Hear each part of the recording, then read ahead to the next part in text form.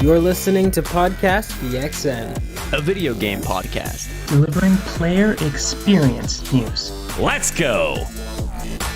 Hello, welcome to Podcast PXN, Player Experience News, episode 124, not 142. Look at that.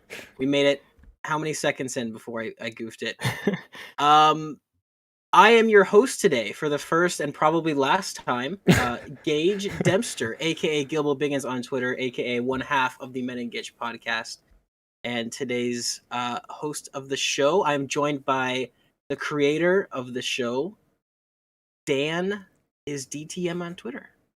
Hello? You're the creator, are you not? You gave me eyebrows. Are you the creator? Is this your show? Am I supposed to be here at all? Should I take credit for it? I don't know. Absolutely. No. It's either your show or it's Sean's show. So no, it's you not. Pick one. It's okay, definitely Sean's not Sean's show. I am also joined by the Nintendo aficionado, Roshan, aka Roro on Twitter. Roshan, how are you? Oh, what? Hello. I'm joining you guys live from the History region. I can't wait to talk to you guys about all the Pokemon I've caught. This is only a visual gag, because anybody who's listening has no idea what I'm talking about. But I'm joining you live from the History region. Can't wait to talk about what you got from. Isn't it super dangerous there? Or are you not? I don't. It doesn't look like you're keeping an eye out for any. It looks like there's actually a giant falcon behind you or something. This is just my dedication to the podcast. I could be mauled at any moment. It's terrifying, honestly. You're welcome. What a man! What an absolute legend. Topic of the show tonight, ladies and gents, is Sony purchasing a certain studio by the name of Bungie, which is pretty interesting. We got some things to talk about there. But first, we start off every show with some quick bites, which is just a tiny little piece of information that we may or may not have things to say about. So we'll just speed through them, and if anything catches our fancy, we shall discuss. So, numero uno, Uncharted. We might be getting another one. Oh, let's go. Possibly not. Probably not anytime soon, but maybe. So this one is coming from an interview with Games Radar. Sean Eskeg, I'm going to assume that's how you pronounce his last name. Probably not. Creative director of Uncharted, stated that the studio is open to making more Uncharted games in the future. Quote, I think we can say for certain that we can never say never. Yeah, Uncharted is a franchise we love, that the studio loves. It's a world we want to see more of, so I can certainly say that. This is in quick bites because I feel like it's kind of obvious, I think. Like they'll get back to Uncharted at some point. I don't think that's going anywhere, but Naughty Dog is open to returning to Uncharted at some point. So what that looks like, who knows? Give us another one, just so they can kill off Nathan Drake and piss Daniel off. No. Oh, okay. Yeah. Oh, I see. Okay. You see what I'm doing there? You've got an act to grind. I'm trying to get my autofocus, but it's not. I need to figure out what's going on with this camera. Oh wow. This is going whole. There we go. I will never say no to more Uncharted. I love that series, but I think I love Naughty Dog more, and what I want most from them is a new IP. And I think whatever they do next that is new will be fantastic. But I'll never say no to more Last of Us. Never say no to more Uncharted. So bring it on. But I can't wait until their next new thing after The Last of Us and Uncharted. Which is rumored to I think the rumor right now is that it's something fantasy oriented, right? I think either fantasy or sci-fi. Like one of the two strange opposite ends of the genre stick, I guess you could say. I'd love to see that. I'd love to see something new because, I mean, it's Naughty Dog. They're fantastic. Quick bite number 2. Sea of Thieves has announced its 2022 content roadmap, and players can look forward to plenty of content. In spring, players can expect to see some new mini-raid areas known as Sea Fortresses, new ways to play and progress, which is coming in the summer, and expanded roleplay features and quest types coming in the fall. There's a lot more that you can read about there. They've actually announced a lot of new content, which is great to see that they're not slowing down. Because Sea of Thieves is definitely one of those sleeper hits, I think. It's such a good time if you can get a group of people together and play that. So for the people that are still in it, you got a lot to look forward to year 2020. It's crazy how long they've supported that game. It's really good. All free updates, which is insane. Yep. And the turnaround too, right? Because it definitely launched in an okay state. Like everybody's like, Yeah. "Oh, this is a neat idea, but not a lot here." And you love to see a studio sticking with that game and like, okay, well, I mean, famously, No Man's Sky is probably the best example. But like, Yeah. instead of just ditching it and trying something else, sticking with it and turning it into something better, which I definitely think is what Sea of Thieves is. Monster Hunter. Monster Hunter, like exclusive, is coming to Xbox, and it's reportedly in development by Certain Affinity. So they're known for mostly doing support stuff for Halo and in the past Call of Duty stuff like that. But apparently, they are working on a exclusive for Xbox that's going to be something similar to Monster Hunter, but with multiplayer elements and stuff like that. So, interesting. Not a lot's known, so not a lot to go off of. But are you Gage? guys Monster Hunter fans? I'm surprised you're not excited about this, more excited about this, Gage, because it is the one of the big main guys on Halo 2's development team that is the studio head for Certain Affinity. So Max Hoberman. Interesting. Has he been there long? Yeah, he founded Certain Affinity. So I think it was like right after Halo 2 launched, before Halo 3 launched, he founded the studio. But yeah. Interesting. Okay, so I'll have to look a little bit more into that then, because Halo 2 is the greatest Halo that's ever been. So that's really exciting. That's weird. Moving That's weird on because to the number chat four. says something else here. Oh, I don't have chat open. That's a good idea. Let me do that real quick. So you haven't seen it I know I'm yet. ignoring people. I'm probably ignoring idiots saying libelous things, but let's open it up anyways, just to Don't make sure. say that about our lovely No. audience. That's true. Absolutely, yeah. Specifically, Brenty, who is definitely not. He is a scholar and a real fan. And just like Glenn's a real fan. He's here. Glenn's an idiot. No, Glenn gets put in the idiot category for sure. What the heck? Glenn's a great dude. Great dude. He's Glenn. a great dude, but he's also an ape, so there's that. Moving on to number 4. This is a good little one. I like this quite a bit. So this comes from Ryan Leston at IGN. During an interview with Finder, Ubisoft Strategic Innovations Lab Vice President Nicholas Ord said that gamers simply don't understand the benefits of NFTs. Speaking of idiots, it's all of us. And I quote. I'm gonna spit my water out there. And I quote, "I think gamers don't get what a digital secondary market can bring to them." He said, quote, "For now, because of the current situation and context of NFTs, gamers really believe it's first destroying the planet, and second, just a tool for speculation. Neither of those things are at the forefront of our concerns, speaking on behalf of gamers. But what we at Ubisoft are seeing is what we are seeing first is the end game. The end game is about giving players the opportunity to resell their items once they're finished with them or they're finished playing the game itself. So guys, Ubisoft is really thinking about us when they do this. And that's I think we've all failed to see that, and we're all accountable.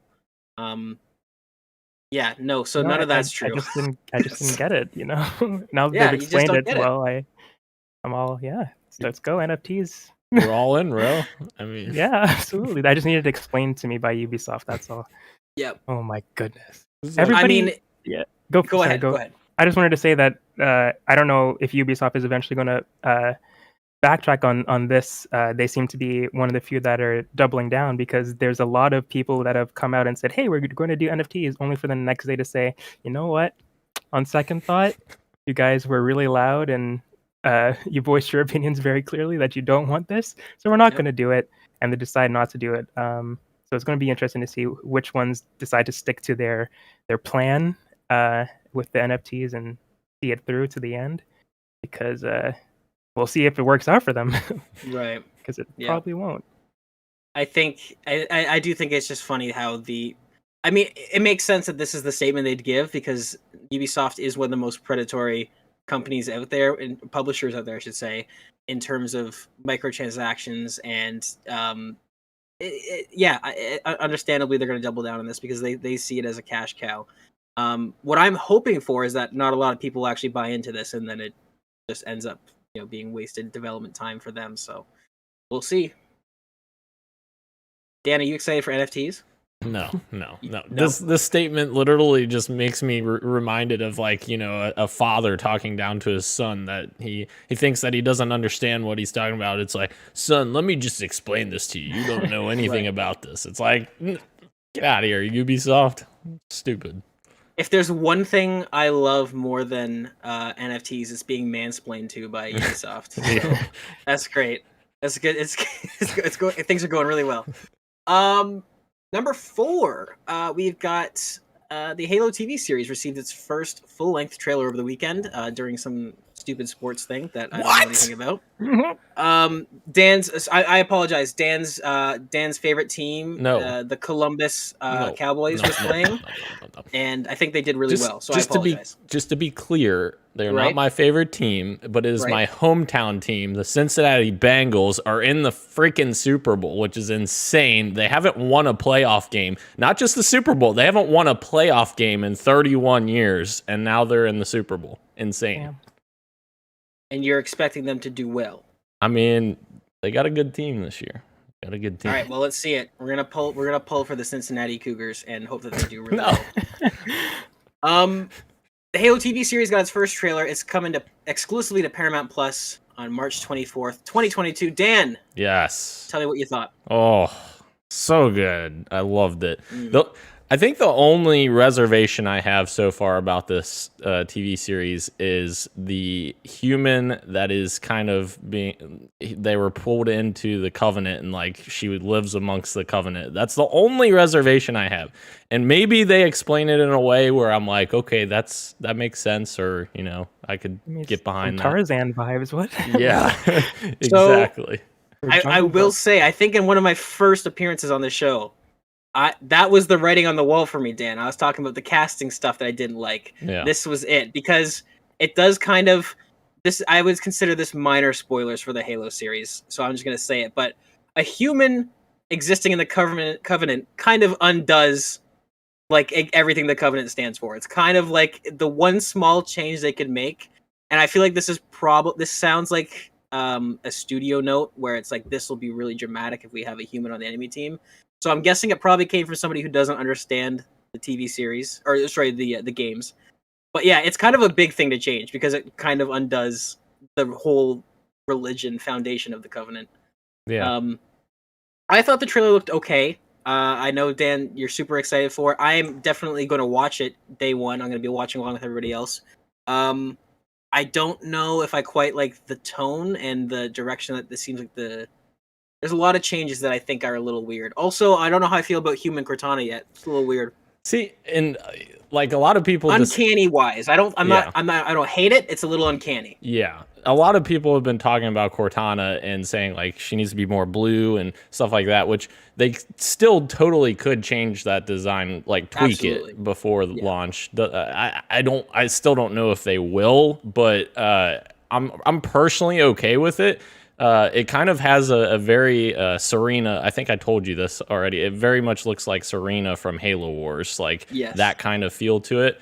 And it's kind of, for me, like Cortana, over every single iteration of the game, she's changed her look each game. Like some of them were more subtle than others, but every single game she has looked different. Even Halo Reach, where she's got that very small amount of her in it when Halsey's creating her.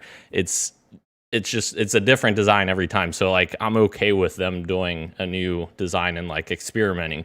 And also like another thing to keep in mind, if there ends up being a season 2 or whatever, she could always change her design like on the show. Like she could just say, oh, I want to change my design and, you know, present myself as more true to the games like later on. So I don't know.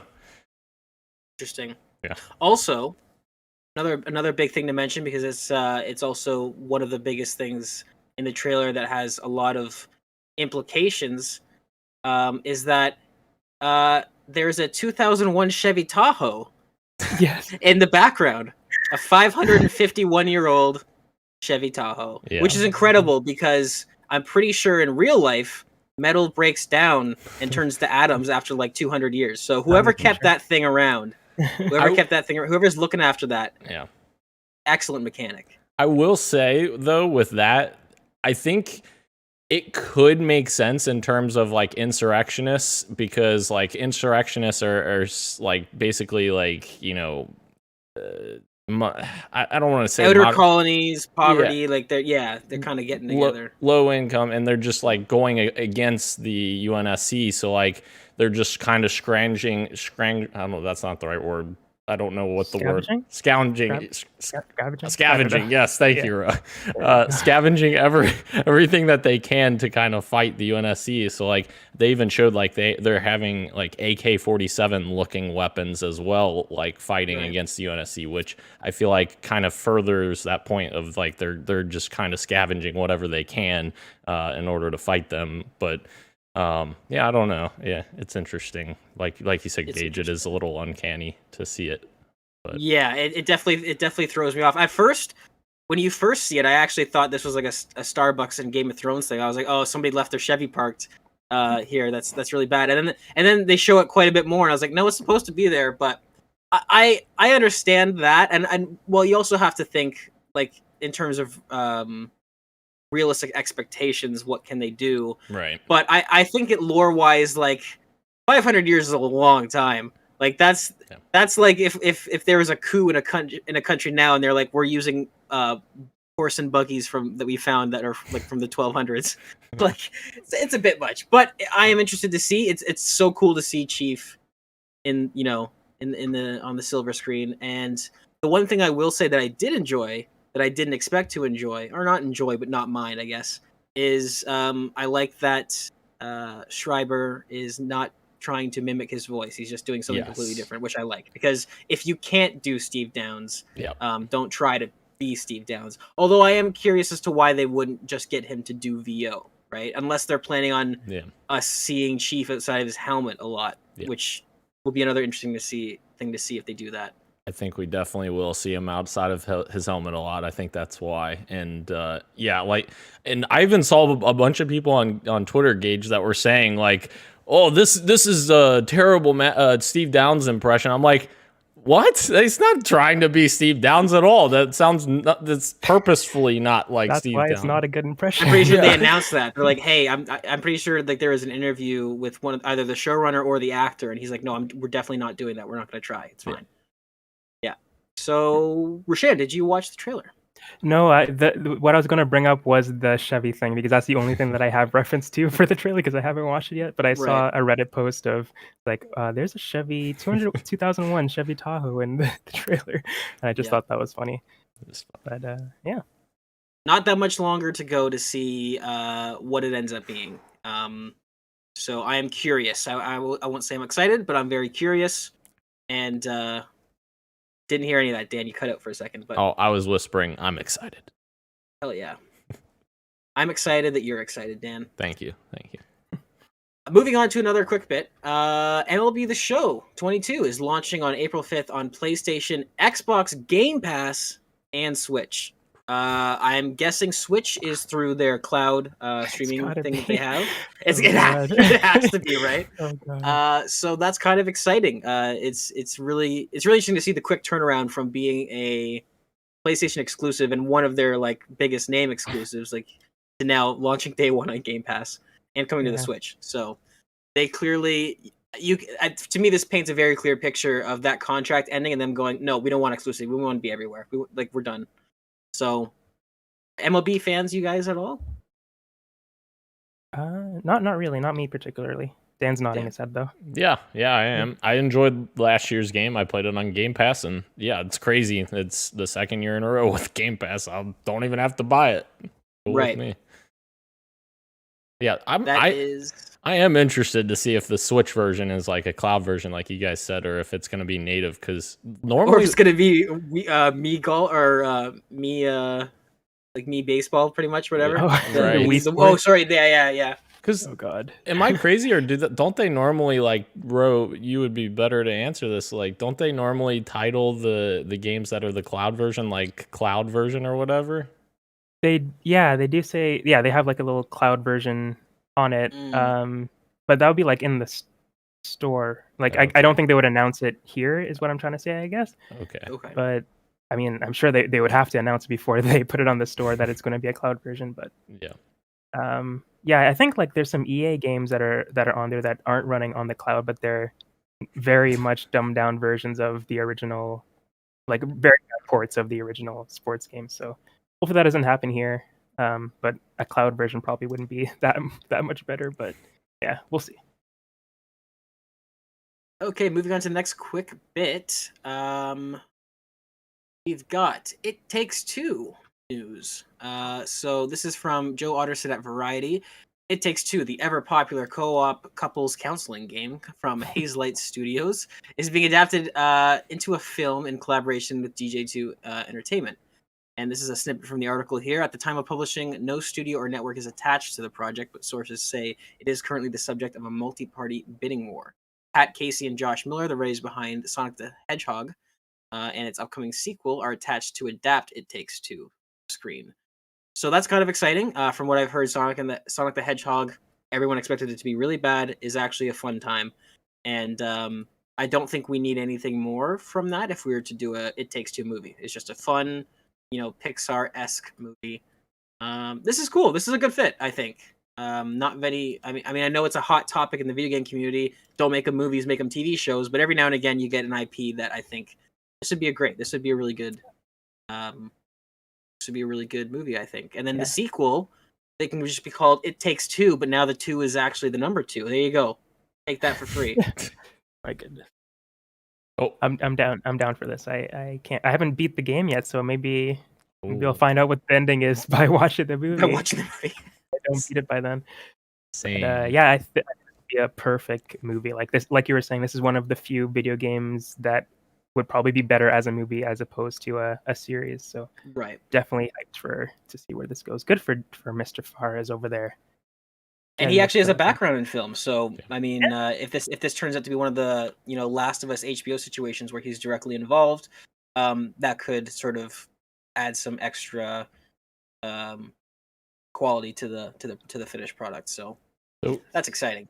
Is this actually going to be called It Takes Two after Take Two freaking out about the name? It's a good question. I wonder. I wonder if they might back down from that. I don't know. It'll be interesting to see because we heard that there hasn't really been any rumblings, and I feel like if that was something that they were legitimately concerned of having to deal with, they probably would have changed their name like pretty quick, or at least announced plans to. We haven't heard anything about that, so I don't know. Yeah, if that ends up happening, that's a great question. If it'll be able to call that, I hope that they drop that. That was dumb. I think they were just upset that their game was getting more buzz than. Dying Light 2 early reviews are up. And it seems like the game is getting some generally positive reviews. A lot of reviews are praising the expanded open world and parkour mechanics, with the majority of the criticism focusing on the narrative quality / direction and buggy gameplay. And it should be stated that Dying Light 2, the official Twitter account, has stated that their day one patch addresses a lot of the issues that the reviewers had to deal with. So pretty exciting stuff. Review scores are ranging from 9.5s to 2 out of 5, 3 out of 5.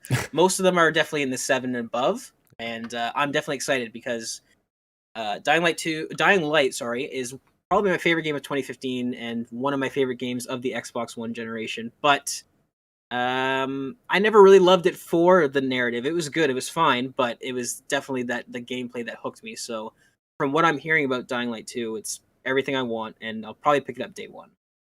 Dan, how are you feeling?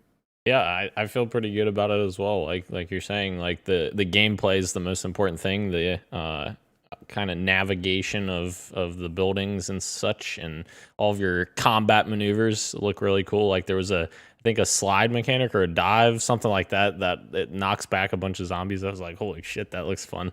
Yeah, this definitely will be like the type of co-op game. I feel like that would be really, really done justice in co-op because story, take it or leave it, but co-op fun could be good.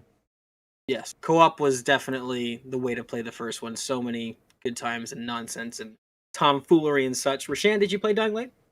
I did not. I missed that one. I'm not particularly interested in checking out the sequel.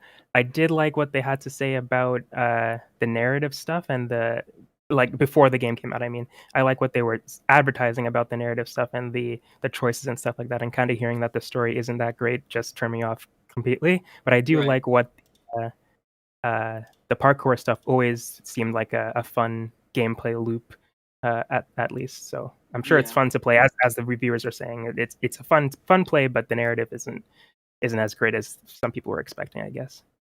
Yeah, very, from what I've read, very inconsistent rating, and I guess the choice system, while a lot of people were saying it's really cool how it impacts the game greatly, it's very, very binary. Like, it's like A or B, pick, and sometimes you don't know the ramifications, it's not clear. But in terms of gameplay wise, I'm excited to check out how that works. I like the idea of certain areas of the map becoming accessible or becoming inaccessible due to your choices.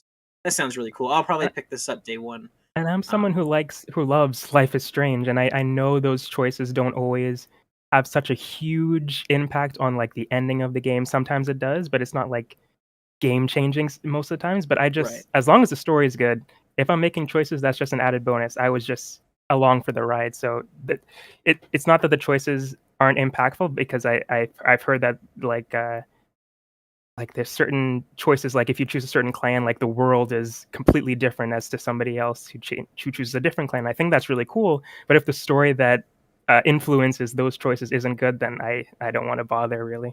You're Yeah. Right. you're totally right about that too, Rogue, because like Mass Effect, the choices you make in Mass Effect, like they make you think they're big choices, but they're really not that big at the end of the day. And the reason why people love Mass Effect is the story is so good. So you're totally spot on with that. Right. Moving on to our final quick bit. Suicide Squad Kill the Justice League has been delayed into 2023. This is from Jason Schreier at Bloomberg on an article I can't read because I'm not paying for it. So I'm guessing it says something along the lines of Suicide Squad Kill the Justice League has been delayed into 2023. Yeah, unfortunately. And Yes, that was one of your picks for Fantasy League, wasn't it? That's Yes. casualty number 1 on my fantasy team. Dan's having a rocky start on his Fantasy League. Although I am curious, we're gonna do an update at the end of the show. I'm just gonna open it now. Yeah, Let's see. and like the worst part about it is I debated whether I wanted to, because I bid on it for $1. It was one of my games that I bid on for $1. I was like, man, I really don't know if I should do this because I don't know if it's coming this year. But then I'm like, no, somebody else is gonna steal it, so I'm just gonna do it real quick. And then, yeah, here we are. I can get behind the logic of that. I think that makes sense to me. Before we get into the news, ladies and gentlemen, I, being host of the week and having this newfound sense of power, have decided to take it upon myself to change the show drastically. Just kidding. I'm just adding a new small segment, which may or may not be repeated by future guests or by future hosts. Totally up to you guys. But I'm going to call this segment, keeping with Christian's food theme, I'm going to call this next section Street Meat. It's meat from the streets. You don't know if it's good, you don't know if it's bad, but it's interesting to talk about. In this segment, we're going to talk about rumors. We're going to talk about rumors because rumors are fun. Rumors are fun. Okay. So we've only got 2 for the first ever Street Meat segment. Street Meat number 1. Sony might be making another big acquisition, and it might be Capcom, which I'd like to point out your boy predicted last time we talked about this. But anyways, so many industry insiders are claiming another big Sony acquisition is on the horizon and that it may be the world-renowned publisher Capcom. Jeff Keighley has recently tweeted that he has heard of acquisitions close to finalizing. In a tweet that he tweeted, I think either earlier today or yesterday, the tweet is as follows. Have heard from multiple people, as you might expect, there are a few other big video game deals in final stages of negotiations. It's going to be an interesting year. That is the tweet from Jeff Keighley. And then we've got another piece here. During a GamesBeat live stream, known insider Jeff Grubb and his co-host discussed the acquisition. Jeff teases it takes 2 to tango. Both him and his co-host clarify this is not a reference to Take-Two or Hazelight. Internet detectives have quickly pointed out that It Takes Two to Tango is an achievement / trophy in Resident Evil 5. And then Christopher Dring, who recently had an interview with James Ryan regarding the Bungie acquisition, Jim Ryan told him we should expect more when it comes to further PlayStation acquisitions. So it looks like we're going to get some sort of acquisition. We don't know what. The only really sort of hint we have is this It Takes Two to Tango, in which the person who says it says it's not Take-Two and it's not Hazelight. So what does that leave? What are we thinking? I like I said earlier, I think Capcom is a natural fit under the Sony umbrella. We don't know that that's what it is. It could be something completely different. But what's clear is that a lot of credible people are hearing that there is a acquisition in the works and that it's nearing finalization. Dan, what do you think's going on? Yeah, I think Capcom would be a fantastic fit with PlayStation, and I'd totally welcome it. I mean, they have a huge history with Capcom, obviously dating back to probably the original PlayStation, if not PlayStation 2. But I think the most important part here is Sony realizes they have to do something to kind of, not necessarily combat Microsoft directly, because Microsoft just bought Activision for $70 billion. Sony can't do that. But Capcom is such a perfect fit because Capcom wouldn't be that expensive relative to Activision or, Bethesda even, I don't think. And they have a lot of great IPs, Monster Hunter, Resident Evil. There's so many. Obviously, I just said they have a lot of great ones. I can only think of two, but that's just because my brain's small. A lot of fighting games. Street Fighter, yes. The history with Street Fighter 5 being PlayStation 4 exclusive, that was a big deal. So, it totally makes sense that this partnership would happen, and I'd be down for it. I know a lot of people have been talking about whether it's good or bad or whatnot, but as long as they don't touch Capcom, because finally Capcom is actually doing things that people want, as long as they don't just say, keep doing the things you're doing, I'm cool with it. I will say, too, that this, just before you jump in there, Rashan, is that we know that these acquisitions take a long time from the inception of Jim Ryan saying, I want this publisher, I want this studio, to it actually being announced and then even it being finalized. We're talking years. So another reason I might think it's Capcom is that they recently had that patent leak about their esports thing that they were revamping, or they acquired an esports, some sort of esports entity or content. I remember a while back. So if they do get Capcom, then that's sort of a natural fit with Street Fighter and all that stuff. But Rashan, what do you think this means? Do you think Capcom? Do you think it's not Capcom? Do you think it's maybe something else? What do you think? If it's not Capcom, if it's not Capcom, I'm not too sure who it would be. Right now, it could be somebody else. It's just that the hints that we've had, which is just one, but it lead to Capcom. I agree. I think it would be a great get, as Dan was saying, with the different IPs. Like you mentioned a few with Monster Hunter and Resident Evil, but they've got Street Fighter, like you said, got Ace Attorney, Mega Man is a big one too. So if they do decide to do exclusive, which would suck, they have a lot of really great IPs to have on PlayStation if they do decide to do that exclusive stuff. But if it is something more like with what they're doing with Bungie as just kind of elevating the studio and just allowing them to create better quality stuff, and maybe they get some exclusive tidbits here and there, but just really lifting the studio up to the best of its potential, I think that'll be a really cool partnership. As Dan said, they've had a pretty good history together, and I think Capcom already favors PlayStation over the other platforms anyway. So it'd be cool to see a partnership between them. Obviously, it'll be even better if they would just work with everybody else, but I understand that money is the priority with these businesses. So I think that would be a good partnership. If they were to partner with anybody, PlayStation, I think, would be the best option. Evo was what you were trying to think of, Gage. The biggest Evo. fighting game tournament in the world. Well, there we go, huh? Yeah. Okay. Yeah, I agree with that.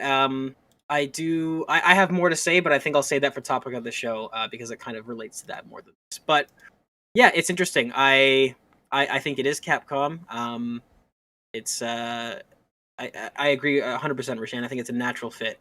And even if, as somebody who enjoys Resident Evil, and a lot of people do.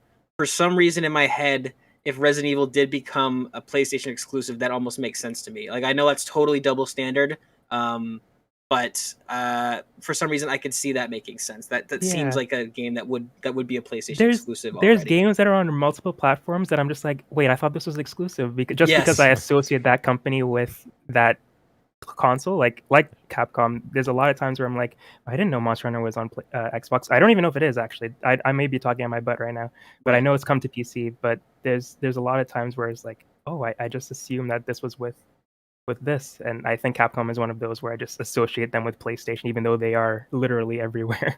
Yep. That's a great example. I also thought Monster Hunter was a PlayStation exclusive. I did Yeah. not know that it was anywhere else. Yeah. And then, so we're going to get on to our second piece of street meat, which is Halo Infinite's new mode is likely not a battle royale, according to Jez Corden of Windows Central. So this is a quote from his article. I revealed on my Xbox 2 podcast that Certain Affinity may be working on a new multiplayer mode for Halo Infinite, according to trusted sources familiar with Certain Affinity and 343 Industries' plans. It seems that this new mode is codenamed Tatanka. Could be several months out at this point, and is designed to be a more, quote, newcomer-friendly experience that isn't demanding competitively and that isn't as demanding competitively than existing multiplayer modes, big team battle, and arena. It's also intended to entice users who typically aren't interested in Halo, potentially targeting gamers on Fortnite, Call of Duty, Warzone, or Apex Legends. So this is interesting to me because Jez Corden, if people aren't familiar, has had a lot of right inside information. He's not really known as a leaker. He's definitely more of a journalist, but when he does comment on things, he's usually pretty spot on with his sources. So that's why I've put it in street meat, is that it's somewhat, you can chew on it. You don't know if it's good. You don't know if it's going to make you sick or if it's bad, but you can chew on it at least a little bit. So the fact that this mode has a code name is interesting to me, because that means that I'm expecting, again, not battle royale, but I'm expecting it to be something like Warzone, where it might be, you open up Halo Infinite and it's campaign, multiplayer, and then this is its own separate thing. The fact that it has a code name leads me to believe that it's going to be something of that caliber. I personally think this sounds a lot like a horde mode or a PvE mode. The fact that it says it's newcomer friendly and it's not competitive, which for me is awesome. I love that. I love PvE game modes. It's my favorite. If I had a choice, that's my favorite thing to play. So it's interesting. What are you thinking about this, Roshan? What do you think codename Tatanka could possibly be? I genuinely have no idea. I think it's interesting how they reference the other games, I guess, that it could be competing against, like Fortnite and Apex Legends, and trying to bring that audience over here, because I just think it's such a different type of audience that it'll be Right. interesting to see what kind of game mode that they're trying to bring over. I guess the big one is, like, of course, maybe Battle Royale or something they're trying to implement, but I feel like what they're describing, or I don't know, it's battle royale seems like something that's already been confirmed, and this seems like a little bit more like they're developing something new. Yeah, I have no idea what it could be. Like, multiplayer shooters usually aren't something that I gravitate to, or first-person multiplayer shooters aren't usually something that I gravitate towards. So I know, like, the general game modes like deathmatch and Slayer and all those kind of stuff, and Capture the Flag and stuff like that. And it's like, what else could you do? Like, I feel like they've made the modes for these games, and those are the ones that they stick to. And the gunplay and the guns are what they reimagine and make fun. So it'll be interesting to see what they think is going to attract those audiences over to Halo, because I feel like the Halo audience is just like, this is what they want. This is the type of game mode that they want, and they don't want them to change it, really. So it'll be interested to see what they do, bring people over. It could even be like a smaller scale, like Warzone-esque thing. And I say Warzone, I mean Halo 5 Warzone, not Call of Duty Warzone. Two different things. Right. But I think it could be a smaller scale version of that. Like, it would make sense to have something where you're combining, fighting AI combatants and human opponents, which that was one of the coolest parts about Warzone, was that you were fighting AI on the map while you're also fighting the other team as well, which, like, that's something that Warzone doesn't get enough credit for, that it was kind of revolutionary in that aspect. Like, you had never seen that kind of thing happen really before in games. So I thought that was a cool thing, but Warzone had a big issue of like people would just rush the freaking base right at the start. Like matches were ending like super quick by the end of the life cycle of Halo 5 because people have figured out how to just basically cheat the game mode. So yeah, it's super interesting. I'm definitely interested to see what Certain Affinity's working on over there, Halo related, but obviously their other project too that we talked about before. Yeah. Yeah, it'll be. If I had to guess, this is probably a small team of Certain Affinity, and they're probably working with 343 developers as opposed to this being a ground up project that's just that they're just working on. Yeah, interesting stuff. I think Warzone is probably a safe guess, something like that. The fact that it's described as newcomer friendly, that isn't demanding competitively, that's what leads me to believe it might be some sort of horde mode, or even maybe even some sort of not necessarily a horde mode, but a Left 4 Dead type where it's not necessarily horde based, but it's PVE and you sort of move through these mini levels or something like that. Who knows? Warzone would be cool though, because I did like Warzone. That was one mode in Halo 5 I really did enjoy. What? Say that again? That was one mode in Halo 5 that I did kind of enjoy. Wow. So, sorry that something. Moving on to the news. We have 3 pieces of news to talk about. The next 3 Call of Duty games will release on PlayStation for sure, according to Jason Schreier in an article from Bloomberg. So, Jason Schreier says the next 3 before the news of the $69 billion acquisition broke last week, Activision had already committed to make the next few Call of Duty games available on Sony's console, in addition to Microsoft's Xbox, according to 4 people with knowledge of the deal, speaking anonymously because they were not authorized to speak to press. That is a direct quote from Jason Schreier's article. Another quote is, that includes this year's Call of Duty, expected to be a new entry in the popular Modern Warfare sub-series being developed by Infinity Ward, and the following game, which is in development at Treyarch, both Activision-owned studios. The deal also includes a planned new iteration of Call of Duty Warzone, the lucrative free-to-play game that was released in 2020. So we know for sure, if nothing else, that the next 3 main releases of Call of Duty will come to PlayStation. After that, who knows? Phil Spencer has obviously commented saying that he has no plans to make it unavailable to PlayStation players. There was some debate about his wording. It's very, very precise and a bit vague, so who knows what that will entail. But we know at least the next 3 are coming to PlayStation. How do you feel about that, Dan? Yeah, I think it definitely lines up with what I was thinking when we were talking about this on topic of the show a few weeks ago. Like, I personally don't see Microsoft taking Call of Duty away from all the platforms just from the amount of money that the franchise makes. And maybe there's a time down the line that Call of Duty's a lot more niche than it is now, and maybe it's not selling as much as it used to, and maybe Microsoft at that point decides, all right, let's make it exclusive, put it in Game Pass, and kind of bring people to our platform that way. But yeah, in the foreseeable future, personally, I still don't see, obviously this confirms the next 3, but I don't see Call of Duty leaving PlayStation, just in terms of financial perspective, and similar to what we'll talk about in the topic of the show here in a little bit. But yeah. Sorry. Yeah, I agree with Dan. It was what I was expecting as well, that Call of Duty is going to be staying on PlayStation. But as you said, Gage, who's to know what the future holds? So after these 3 games are released, what's going to happen in the future? I assume that they'll stay there, but only time will tell. It's really interesting this last month, the first month of 2022, and it's already so interesting in the gaming sphere. So yeah, it's going to be an interesting year to see what happens this year, and this year is already like making me interested in the years to come to see how it shapes the industry. So definitely interesting stuff. I don't think there's anything I could really add to that you guys haven't already said, but yeah, wild stuff that's going on. But I'm glad that it, at least for now, Call of Duty is still on PlayStation. Yeah.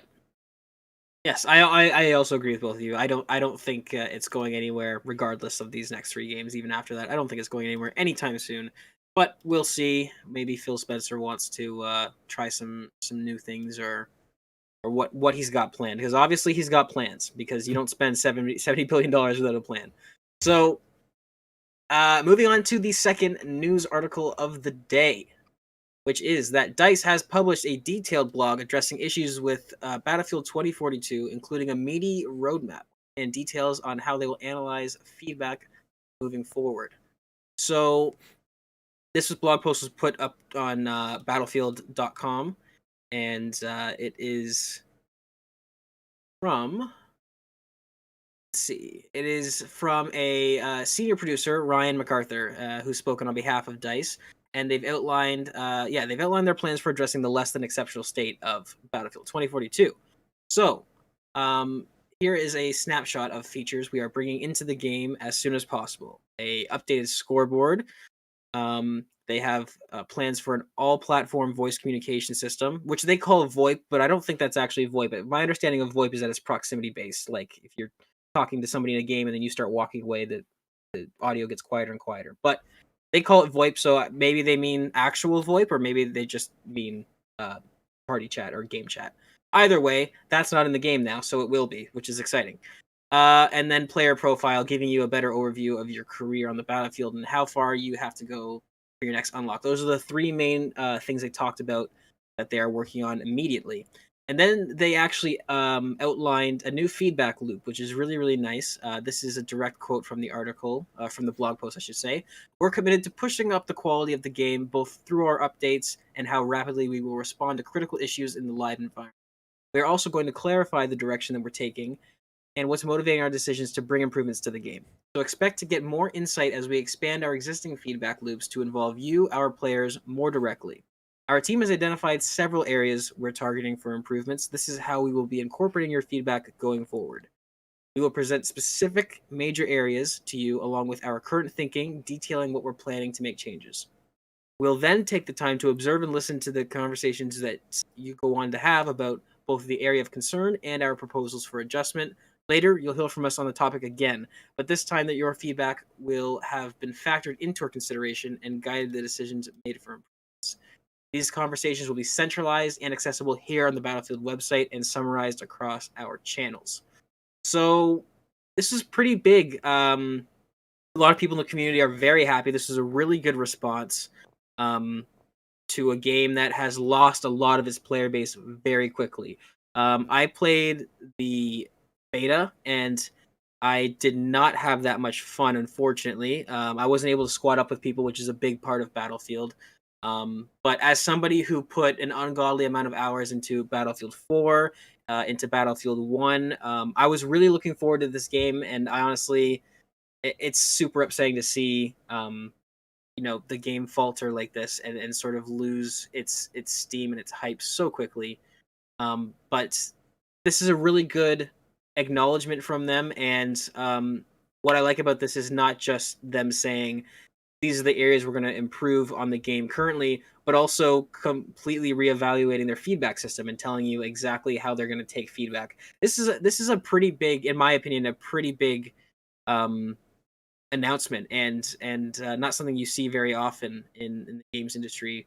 So I thought this was really nice. Dan, I know you've played a bit of Battlefield 2042 since launch. Are you still playing it, and what does this do for you?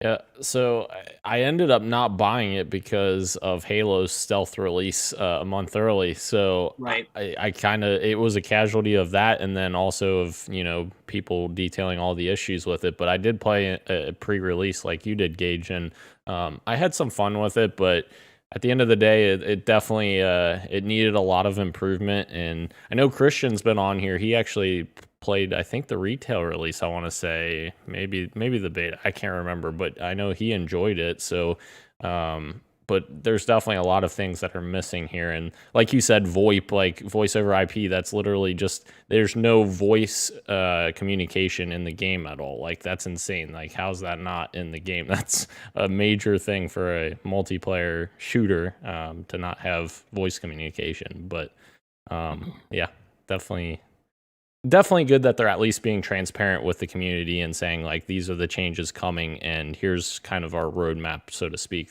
of what we're thinking about delivering. So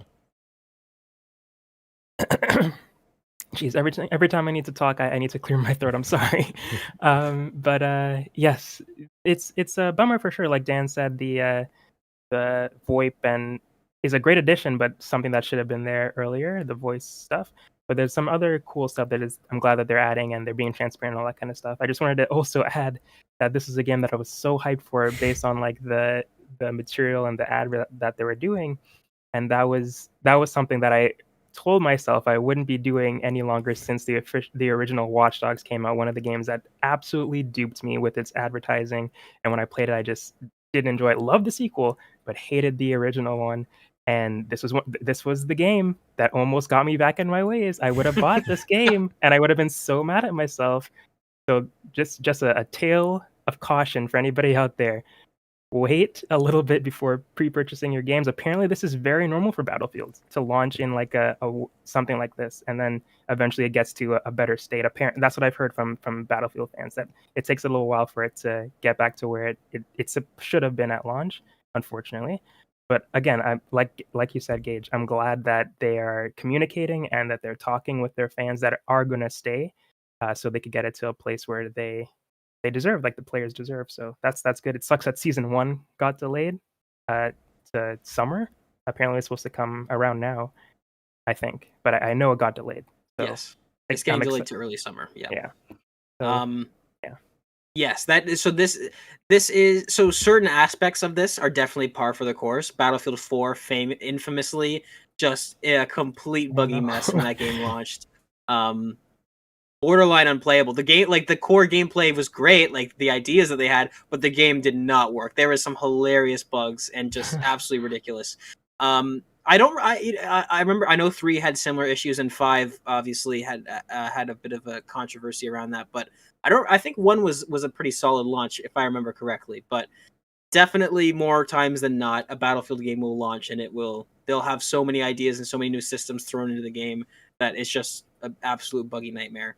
The second half of this like the main issue with the community of this game, which they did address, but they didn't give any sort of concrete information on, is the whole idea of specialists, which I know a lot of people are giving DICE a lot of shit for this, and I've seen some people say some really unsavory things.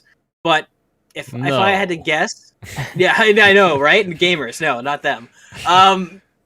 But if I had to guess, this probably seems like a higher up decision because if you play Battlefield 2042, the whole specialist thing, it looks like it's ripped right out of Call of Duty. If I had to guess, that choice was made for monetization purposes. But there is a bigger sort of discussion around the class-based system that Battlefield's known for. That's one of its main features, and that was completely removed with this game. And that is something that I struggled to enjoy because it felt a lot more run and gun, like mindlessly run around the map and kill people than other Battlefield games did.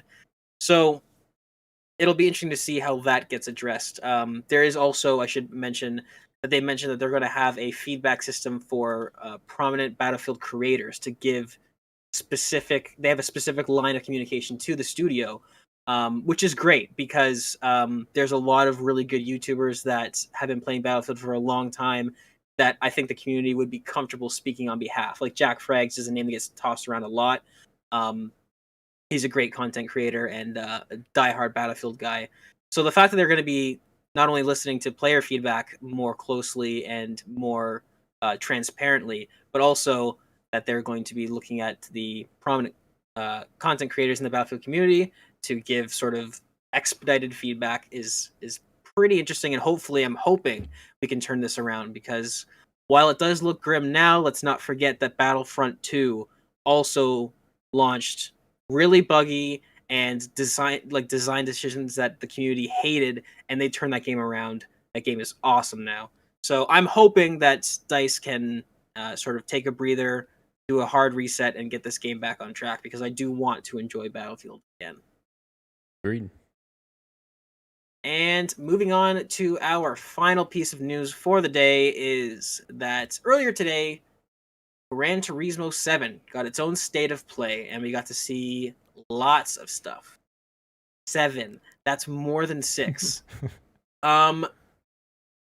So Gran Turismo. So I've got a quote here for this is from a Polygon article. This is a summary. I did watch the state of play, but I'm not gonna summarize 15 minutes of that because that'll just be a mess. I can barely read and write as it is. So this is an excerpt from a Polygon article. Gran Turismo 7 will have 3 new features to support the next installment of the franchise. Possibly the biggest is Gran Turismo Cafe, a mode where players are presented with a menu of missions or assignments for a particular car. By completing them, they'll learn more about that vehicle's development and history. I thought that sounded really cool when they were talking about that. That's a really cool way for this game. So the Gran Turismo game, in my mind, is for the gearheads. It's for the diehards, the car guys, all this stuff, more so than Forza Horizon, which is a much more casual experience. So the fact that they're adding a mode like this where it's sort of you complete missions to learn more about the car that you're currently driving is just a really cool idea to me. I think that sounds really great. They showed off a lot of customization features, some really cool stuff with body modification for your cars, adjusting spoilers, even piece by piece. You can change what the wings look like on a certain spoiler, which is really cool. And they've also got a new revamped replay system where pretty much you can, if you save a replay of a race, you can choose a soundtrack, a song, and the game will automatically change the camera angles of that replay to sort of fit with the beat of the song, which sounds really cool. I definitely fool around with replay systems a lot in games, so that sounds awesome. I won't be able to play this though because I don't have a PS5, which is super unfortunate. So lots of stuff to chew on. Dan, are you a Gran Turismo guy? Not traditionally, but like obviously I'm huge into the Forza games. Just I mean, now that they're on Game Pass, I'll play all of them. But I'm usually bigger on the arcadey experiences, so Forza Horizon's usually more up my alley. But with that being said, I have dipped my toes into Forza Motorsport in the past, so just looking at this game, it looks so much better. Like that was one thing that I always compared Gran Turismo to Forza Motorsport, and like visually side by side, I always thought that Gran Turismo's environments were lacking compared to Forza Motorsport. And now, like some of these screenshots that I'm seeing in Gran Turismo 7, it looks so much better. Like the environments look really good, a lot of texture detail. So definitely taking advantage of the PS5. And I'm excited to see Gran Turismo 7 and Forza Motorsport 8 both launch this year to 10 out of 10s, right, guys? Sure. Oh, well, I guess so. For you, I guess. Is it your fantasy critic again? Oh my goodness. Rashan, are you a Gran Turismo guy? No, not really. I'm not usually a racing or a car guy in general, or a racing video game guy. I like the Need for Speed games every now and again, and I loved Forza Horizon. I played that for a little bit, but I think that just really solidified that these games have to be accessible for me to get into them. So like a Game Pass game or whatever PlayStation's Spartacus thing is, if Gran Turismo is on that, then I'll give it a shot. But I definitely won't pick it up at full price. But that being said, everything that they're showing off here is gorgeous, and I think the cafe thing is really cool. And yeah, just the visuals are just getting crazy with next gen and stuff like that, and it looks gorgeous. So for the people that are interested in this these types of games, they're definitely getting a awesome experience. It looks like. So like there's one shot that I saw that was inside of the car, like that you could customize the. I'm not sure if you can customize, but it just looks so realistic. It's like the HUD of the car with like the dials, and it's like so everything is so meticulously placed and detailed. It looks amazing. So yeah. I will say something that is a very small thing, and I'm guessing this is something they're able to do because it's a we'll call it a linear racer as opposed to an open world racer. Is that the cars I think look absolutely incredible. Maybe even better than Forza Horizon. I think Forza Horizon 5, the environment is way more beautiful. It's not even close. But what I did find really interesting in this, and you see it in a couple times, but there's a moment where somebody was racing and they're in the cockpit view, and they were driving a hypercar that had a rear view camera, and I noticed like it caught my eye that the rear view camera looked almost as detailed as the actual race, which most of the time it's because they have to render the game world twice. It's much noticeably not as detailed, especially in like Forza Horizon, for example. But as he was racing, it caught my eye because it was very like the car behind him looked just as good as the car that he was in, and it was smooth and fast. And I was like, that's pretty cool. So, yeah, very detailed game. I'm not much of a Gran Turismo guy. I prefer, like you, Dan, I prefer the more arcadey games, even though I would say Forza Horizon is definitely arcade simulation. But I do prefer that. I'm not much of a track racer at all. But you know what I do appreciate about Gran Turismo as well is how old school the menu system is. I love that there's no Need for Speed is bad for this. I love that there's no cringy voiceover. There's no forced story. It's just like little text pops up. Bloop. Do you want to do this? Do you want to do that? Or when they were modifying their cars, a little splash screen came up of some guys changing tires. Then it went away, and the car's now different. I love that. I love that old school stuff. So it's cool that they've kept that going for all these years. It looked like it was a natural evolution of like PS1 era racing games. So that was neat. I like that. I'm probably not going to pick this up at all. I can't because I don't have a PS5. But Gran Turismo fans, you got a lot to look forward to, and you don't have to wait that long because the game is releasing on March 4th, 2022. Gentlemen, it's time for topic of the show. Are you ready, Dan? Or did you skip a segment? I did. Okay, so Dan put in the document here without my permission. Quick fantasy critic draft check-in. Not that one. Oh, you're right. I'm messing up on my first time. Okay, so I'll just acknowledge this. We have the quick fantasy critic draft check-in. I looked into it. They're not going to lock in the score until 2 weeks after, I think, for fluctuation of review scores, because you've already gone from a 74. We're talking about Dying Light 2. It's already gone from a 74 to 76. So we have nothing to check in. Dan, looks like Dan's getting more points than I wanted him to get, which is awful. So we don't have much of a check-in. Boys, I can't believe I forgot about this. But it's what you got for me. Dan, what you got for me? I got Assassin's Creed Valhalla. I finally made it back to Valhalla. It's been so long. I literally jumped back in, and I think I was standing in front of this character. Actually, this is a crazy story because I started it up and it was still in quick resume, and I was like, what?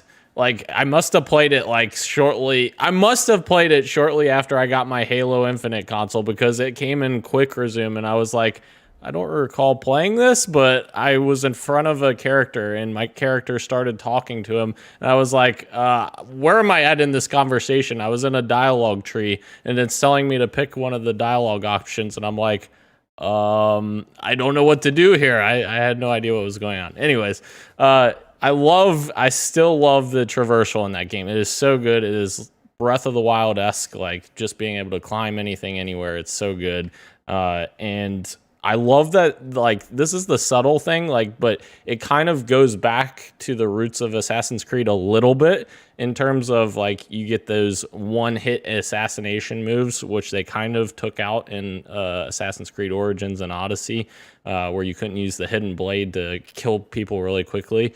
So I'm very happy that that's in there, and stealth kind of plays another role in this game again. So, yeah, I've been having a lot of fun with it, and hopefully continue trucking along, in addition to all my Halo Infinite challenges, of course. I am looking for an RPG to play. The hubris that I have, I downloaded The Witcher 3 thinking I was going to play it again, and I got like 40 minutes into it, and I was like, there's so much ahead of me. This is too much.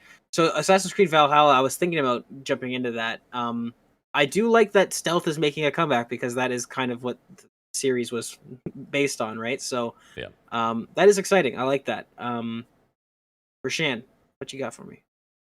Oh god, sorry, I had to cough again. It's just I'm so high up on this hill. The auction is really low here in the history region. Right. As you can see in the background, that's Mount Coronet there, as you may have known. being a Pokemon fan. I'm sure both Naturally. of you are. Absolutely. Yeah. But yes, as you know, I am playing Pokemon Legends Arceus, and it is the first open world Pokemon game ever. And I think it delivers on that front, at least. I'm enjoying it quite a lot. As of now, I have captured quite, I don't know the exact number, but over 100 at least Pokemon. But there's a lot more to catch. Gotta catch And them I all. think this, gotta catch them all, yes. Yep. But speaking as a fan, I think this game is fantastic.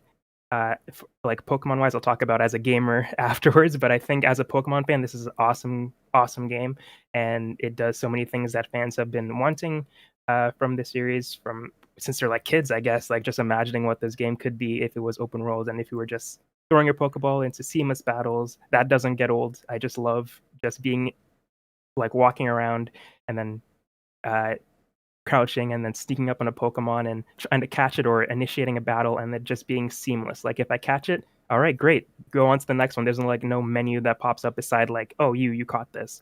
But it's very Breath of the Wild where it's just like everything just flows into something else unless it's like a cutscene breaking things up. But everything is so fluid and it's really cool.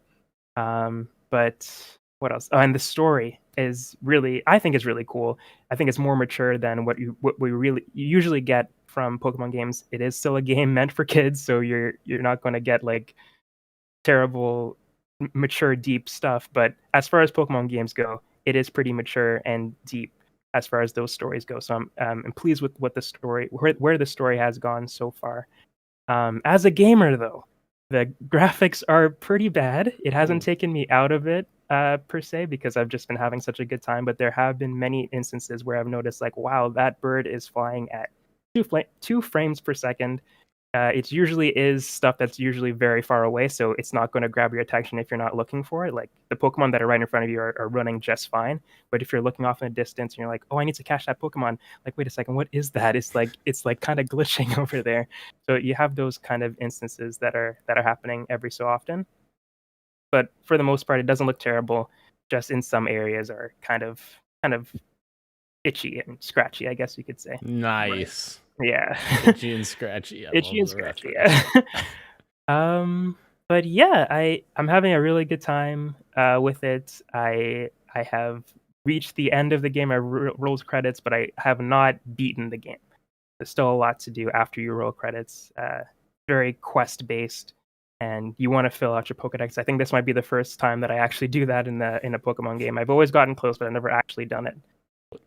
But yeah, I'm having a blast. If you're even just a little bit of a Pokemon fan, I would suggest checking it out. Maybe watch a few videos and stuff before deciding to dive full in. But I think it's a really good game, and I think everybody's criticisms that they have of it is valid. But I think this is a really good game, and I'm so excited to see what Nintendo does for like the next Generation 9 of Pokemon, if that's later this year or next year. That if they carry over some things from this game into a more streamlined traditional Pokemon game, or if they just go back to what they're doing, because Pokemon they usually take 2 steps forward and then the next game it's a 1 step back situation. But I feel like Pokemon Arceus took like 5 steps forward. So if they when they take that inevitable 1 step back, it's not too far back, hopefully. So I'm very excited for the next game. But as for right now, enjoying Pokemon Arceus a lot. So yeah. What's your favorite Pokemon that you've caught, Ro? Oh, that I've caught. Yeah. Man, I caught a Togekick, I think. I don't That's not remember right. that's not right, but I evolved it into a Togekiss, and that's one of my favorite Pokemon. Uh, uh, I haven't well, I have Typhlosion as well, but it's not the form that light spoilers. I think anybody who's a Pokemon fan would know this by now anyway, but light spoilers, the final evolutions of the starters are different for the regions. So my Typhlosion, my Cyndaquil evolved into a different version, which is super cool. I like it, but it's not the Typhlosion I know. It's not my Typhlosion. Or else I would have said Typhlosion is my favorite. But yeah, Togekiss is probably my favorite Pokemon that I've caught so far, without spoiling anything anymore, because there's definitely some crazy Pokemon in there too. Glenn's asking you in the chat, did you bring any other Pokemon from past games into this one? Or is that even possible in Arceus? I did not. I don't know if it is. I know there's an application called Pokemon Bank on the Switch where you could bring in Pokemon from Pokemon Go and Pokemon Sword or Shield into those games, but I don't know if you could do it in Pokemon Arceus. I don't see why not though. I haven't checked it out.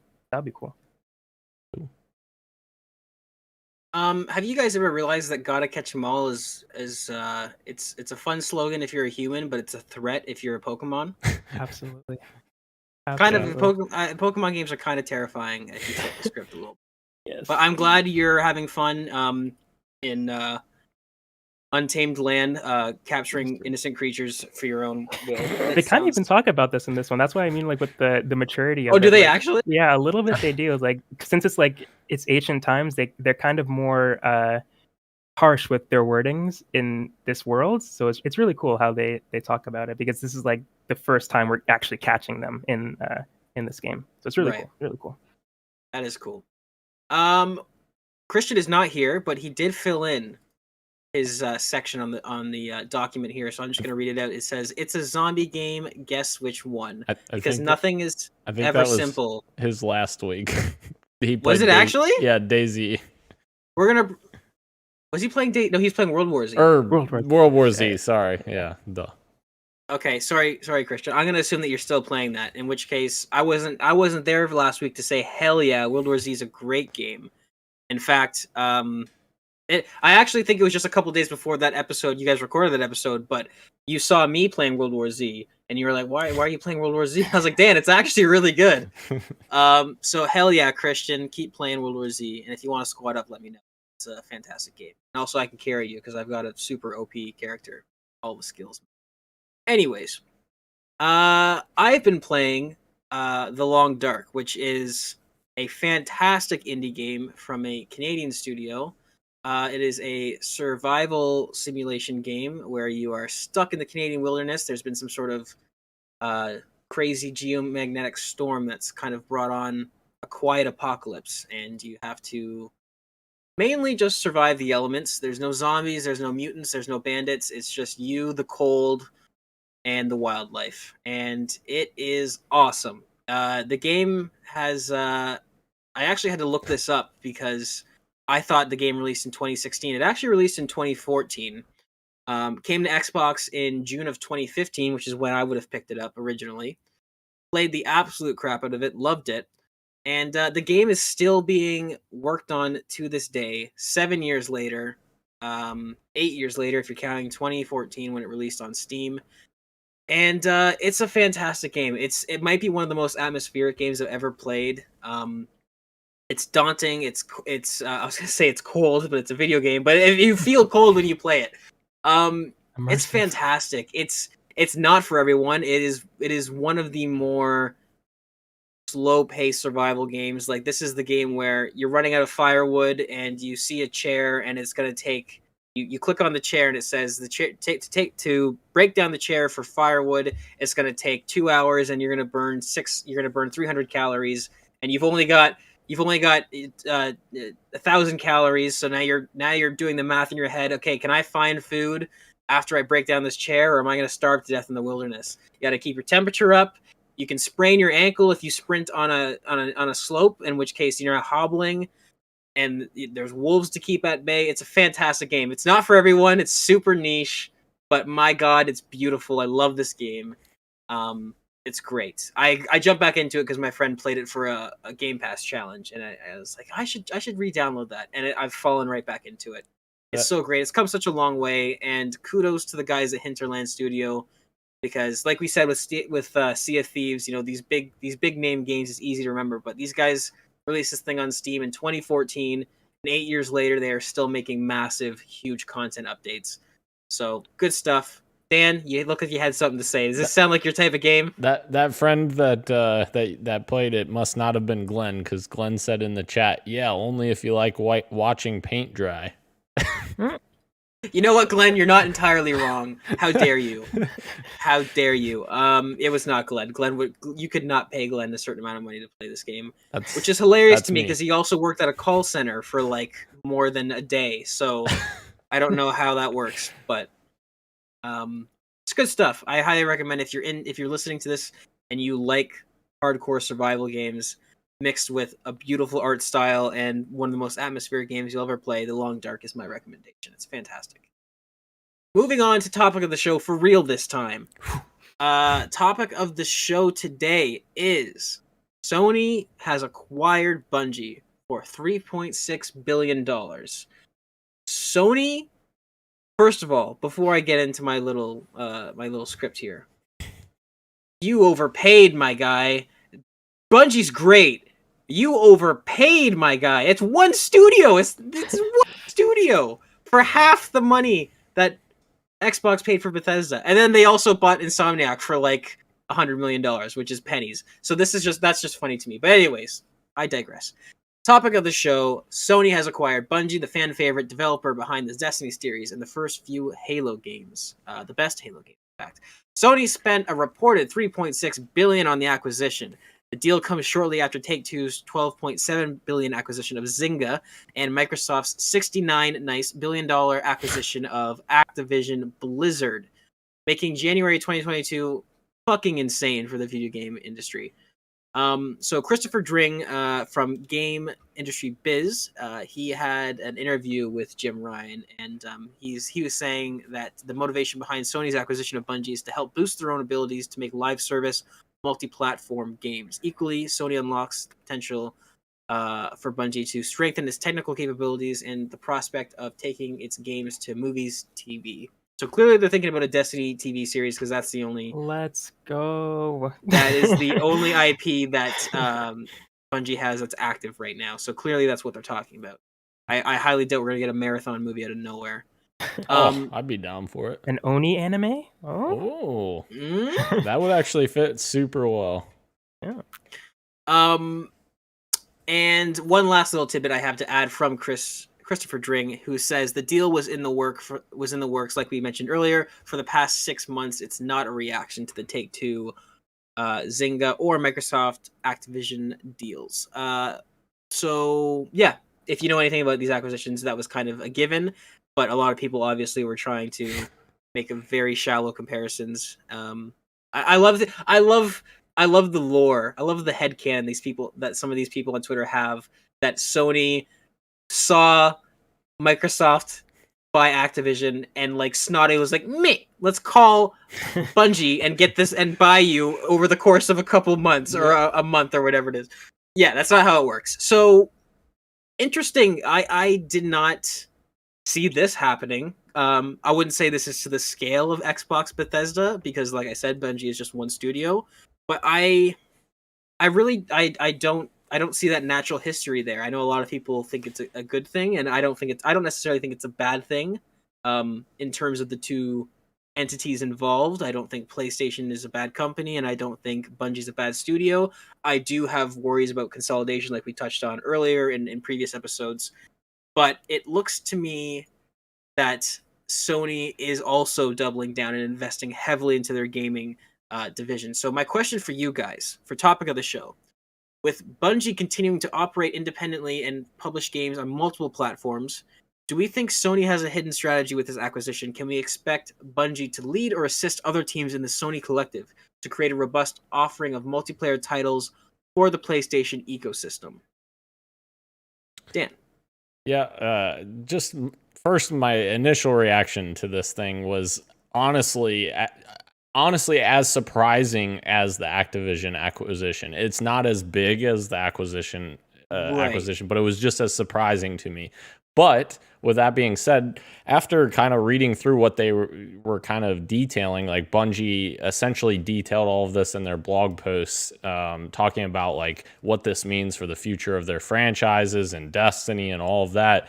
And I thought this was kind of an important question. They put in their Q&A, Bungie has future games in development. Will they now become PlayStation exclusives? And they say, no, we want the worlds we are creating to extend to anywhere people play games. We will continue to be self-published, creatively independent, and we will continue to drive one unified Bungie community. And that is exactly what Bungie is and has always been. Even when they were owned by Microsoft, they were still they had that kind of mantra. And that's kind of why they wanted to leave Microsoft, because they wanted to continue that. And Don Matrick at the time, I think, was driving something else towards them. So they're like, no, we don't want to do that. So I think inevitably that's why they ended up separating ways with Microsoft. So that's why I think, to lead back to your question, I think that Sony made this acquisition for a monetary benefit, because obviously Destiny makes so much money, I'm sure, from their live, their live events and their live content in the world. They have their seasons, they have their expansions, with Witch Queen coming out very soon. I'm sure Rose is very excited for that. Yeah, so But yeah, it's just it makes sense in multiple aspects. And I'm sure at the end of the day, after reading their comments in the Q&A, I'm sure there's something in their contract that says, like, we are not interested in making PlayStation exclusive games. We want multi-platform, because that's why they left Microsoft to begin with. They want their games to reach as many people as possible. So I think at the end of the day, I think it's monetary investment for Sony, and very different than the Bethesda acquisition for Microsoft, or other acquisitions that have been made, Insomniac, or all the other ones. Yep. I think you're absolutely right when you say that Destiny makes millions and millions of dollars year over year. I mean, they've made thousands from Roshan alone, I'm sure. Yep. Unfortunately. So this is big news for you. I mean, it pays to have a Destiny guy on this podcast now, because this is again, my time has come. it is equal parts big news and also small news, because it seems like not much is going to change on the Destiny front. Like they said, they don't have no plans of going to exclusives. And Dan, you're absolutely right when you say that Bungie has always had its own community, because back in the days of Halo, it always felt like that. It felt like being a Bungie fan and being an Xbox fan were two different things. They overlapped, absolutely, but they were two separate sort of things, right? It did feel like it had its own community there. Shout out to the Bungie.net forums. Absolutely. Rashan, how does this make you feel as a Destiny person? And do you think this is solely a monetary sort of an investment where they just want to passively take the income, or do you think that they are have plans to sort of take the experience from Bungie and lend that to their other? Yeah, I think it's all of those things. I think PlayStation definitely wants a piece of Bungie's cake with the Destiny aspect. Just today or yesterday, Bungie announced that the Witch Queen got at least 1 million pre-orders, and that's as of now. So you can only imagine that's going to continue up until release. Right. So people are still playing this game like a lot. We are getting close to the end of that 10-year promise that they gave us in 2013. I think we have 2 more years until that 10-year thing is over. So we're coming to the end of Destiny, as they've already talked about in their like live streams and stuff like that.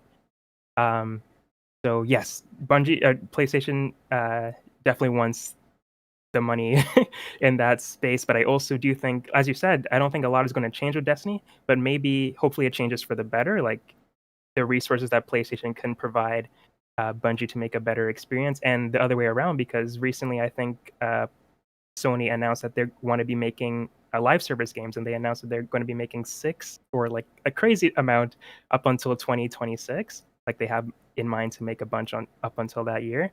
And who else better to partner with than the company that has been absolutely killing it in live service games better than anybody else since 2013. So I think it's a great partnership if that's the way that PlayStation wants to go, or the games that they're trying to make. Bungie is a great person to collaborate with. So I hope PlayStation's money can help Destiny become better in its last few years, and I hope Bungie can help PlayStation make some great live service games for when Destiny ends that I have somewhere else to go. Go ahead. I was just gonna say, and that's not to be underestimated, Ro. Like the fact that Sony is funding them now, like that's financial security for Bungie. Like that's a huge deal for an independent studio. So that absolutely is fantastic. And they've already talked about how that's causing them to be able to hire more people to work at Bungie, which is fantastic. So yeah. One of my favorite streamers, T-Rex, who has been playing Destiny since it came out, recently got a job there, and I was so happy for him. Obviously, he can't stream Destiny anymore. We can still stream, but yeah, it's awesome that they're able to hire some people out there and people that are huge fans of the game.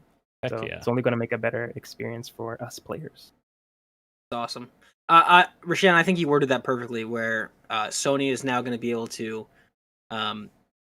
help Bungie with giving them resources and giving them financial security and allowing them to hire more people and accelerate their game development process. And then at the same time, Bungie is now going to be able to lend a helping hand to Sony, because we do know, aside from Sony recently announcing their plans for live service games, it's been clear that they've wanted something. I mean, that's the one thing that Sony lacks, is exclusive multiplayer projects, and then also multiplayer live service projects. So this is huge. I think, again, I still am convinced that The Last of Us Factions 2 is going to be something like this, just from how long it's been delayed and how long they've been working on it and how secretive it is. So to me, I think that this is perfect. This lines up perfectly in that they're going to have, like you said, the most successful live service game. The people who made that game now being able to lend a hand to any of their studios, or to share with them their logic, or their behind the scenes, like back end systems of, this is why this works so well and this is how we figured this out. I think that's huge for them, and that's exactly what they want, and that is why they overpaid for Bungie. $3.6 billion. Got like that. That's. I feel like a lot of people are talking. Like, it's strange because, like you said, Dan, I think this is just as surprising as the Activision Blizzard, not because it's as big, but because it's just as unexpected. Yeah.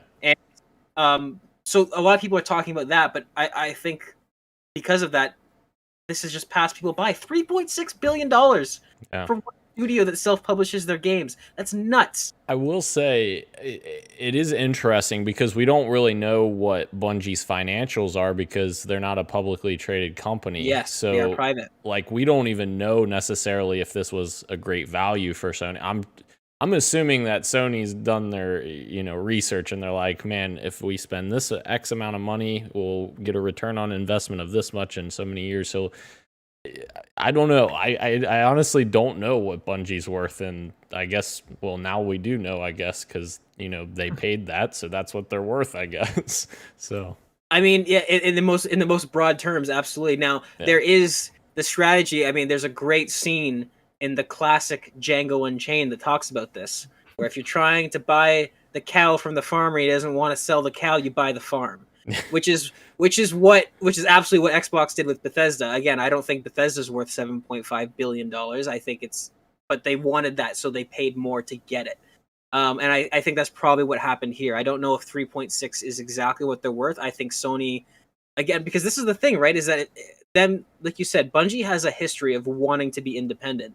So for all we know, Sony came to them with an offer and they said, no, we don't want to. We want to be independent. So then Sony comes back to them and says, well, we really want you, not just for the monetary gain that we'll get, but also for, like we said, other things like your talent and the areas that you guys specialize in.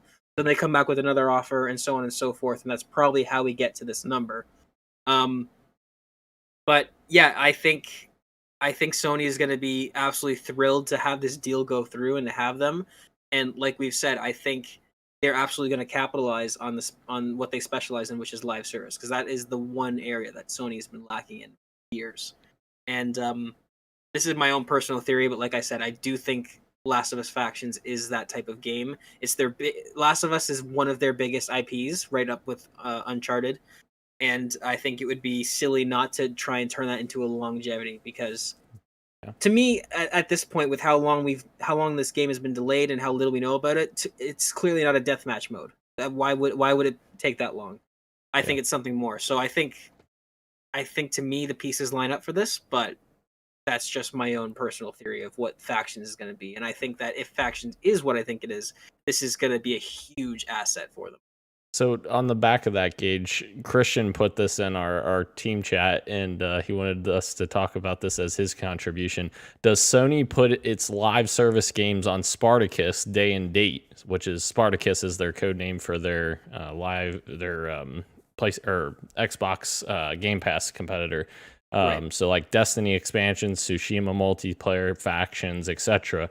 He said, because that would certainly incentivize me to try all these multiplayer proponents of games, especially for those that are buying into the Spartacus ecosystem.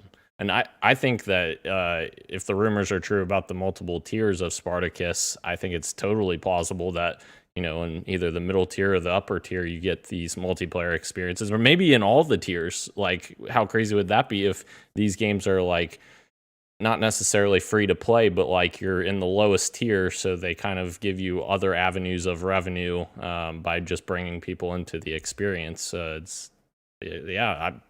could see that for sure.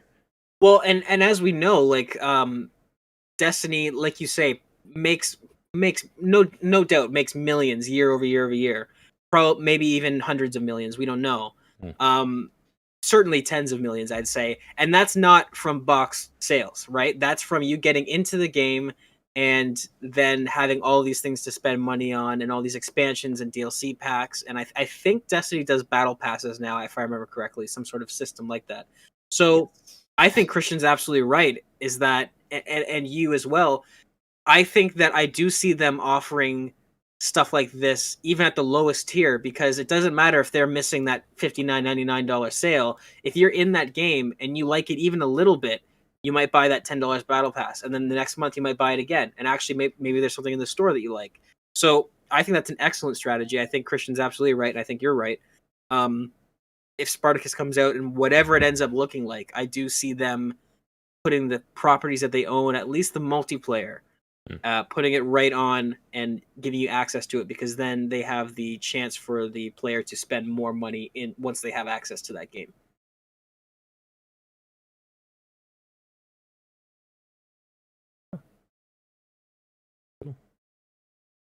Well, I think that's it then, folks. Yeah, lots to talk about, lots to think about. 2022 has been nuts. We're not even. It's February 2nd. Yeah. Like Holy what? heck. What? Crazy. Holy heck. And this isn't the end of it, right? We have another acquisition on the horizon. Who knows what it'll be? Yeah. My lord, this has been episode 124 of Podcast PXM, ladies and gentlemen. It's a weekly podcast where we come here and we talk about video game things. And Dan's wrong a lot about Halo, and we correct him and we put up with him, and we try and steer him, where he needs to go. But you'll have to tune in next week to see if our efforts are fruit. I've been your host. I have been your host, Gage Andrew Dempster, joined by the lovely Dan and the ever magnificent Rashan. Thank you for joining us. God bless. Stay safe. And God bless America. Much love? Much love! Oh, yes, Yes. much love. No. And and keep on gaming. keep on rocking in the free world. And remember to vote and stay in school. And All right, we're cutting it. Rose, say I've see never- ya so we can get out of here. I've never seen your face this red. I've never seen your face this red. Ugh. See ya. We have an actual outro. Thank you again for joining us, ladies and gentlemen. We're live every Wednesday. All right, we're live every Wednesday. We're on YouTube, we're on Twitch, we're on Twitter, and other places too. Spotify, probably. Yeah. Maybe not live. No. Not live. Apple Podcasts, Google Podcasts, Microsoft Podcasts, SoundCloud, Zoom, and Microsoft Teams. Skype. I don't even know. we are live on Skype every Wednesday, ladies and gentlemen. Oh my gosh. I'm totally cutting the audio way before this game. Oh, this is the best outro. This is we've had. gold. This is wow. This is golden. I'm blown away by that outro. Thank you. I appreciate that. Wow.